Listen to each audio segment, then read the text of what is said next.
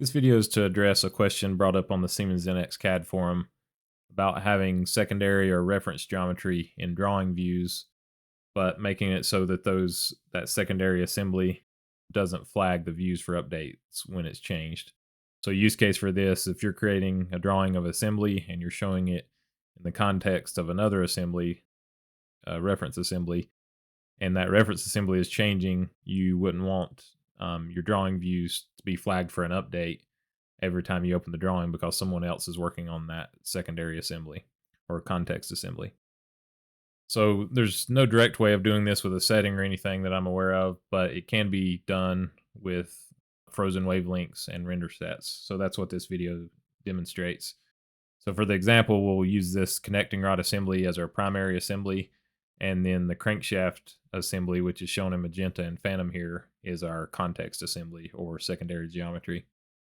So we'll close this out and recreate that drawing to show the process.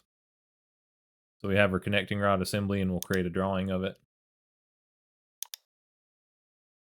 And once we have the drawing file open, we'll switch to the modeling application. I'm going to press M to switch to the modeling. So we're still in the drafting or drawing file, but we have the modeling application active. And we'll add in our reference assembly or our secondary geometry. So it's going to be this crankshaft assembly. We'll add that in and I'll just fix it. Filter and fix that. Okay. So now we have our reference or context assembly in there. To start with, I'm going to hide this connecting rod assembly and we'll open up Wave Geometry Linker. We'll open that command and we'll switch to bodies. And if you have a wave control license, you'll leave this associative and then just freeze this drafting file, freeze the wavelengths in this drafting file. But I don't have a wave control license, so I'm actually not going to make it associative. And I'm just going to press Control A to grab all three of those bodies and middle mouse to OK. So now we have those three bodies in our part navigator. And now that we have that, I'm going to replace the reference set on the context assembly to empty. So we're not seeing the components anymore, we're only seeing the bodies. And then I'll show the connecting rod assembly again. So that's part one, what needs to be done. And then part two is to define some render sets. So I'm just going to search for render. Here's define render sets.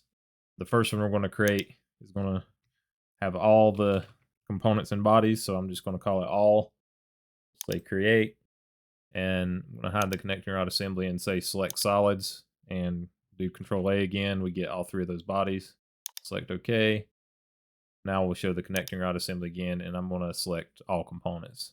And so that'll get our primary assembly. And for the visible lines of the all, we're going to change them to phantom.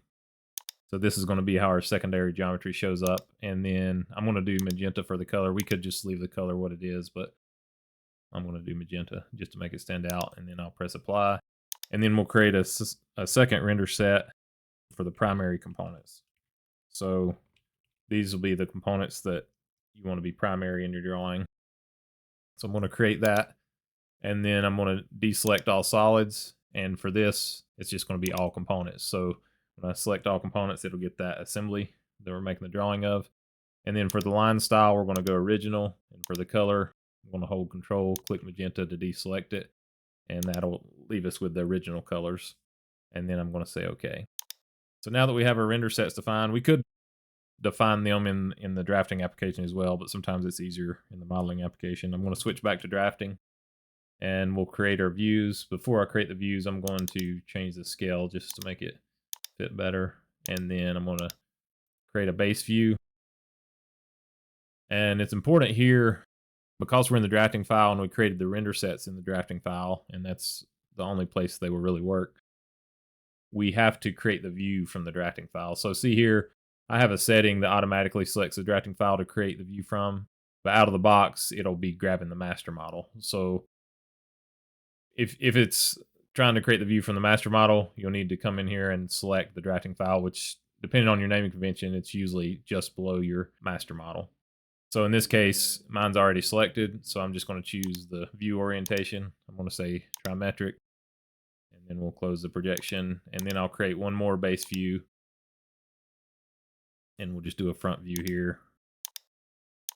And so now that we got our views created, we need to apply those render sets we created to the views to get our line styles that we want. So I'll go to the settings on this view. Under the general category, there's a render sets group. And so I'll select define render sets. So first we're going to add all, and then we'll add primary. So essentially all will make everything phantom and magenta, and then primary is applied second, and that'll make the primary components the original color and the original line type. So we'll say okay, and then okay again, and we can see this view has our secondary geometry in magenta, and notice the primary geometry shows through the secondary geometry, which is typically what we want. So I'll go to settings on this view, do the same thing, general, find render set, add all, add primary, okay, okay, and now that view. And now if we do a projected view of this, it'll inherit the settings from the parent view, so we don't have to do it for every view at that point. So the desire here was to make it so that if this secondary assembly updates, it doesn't flag these views for an update. So right now all our views are up to date.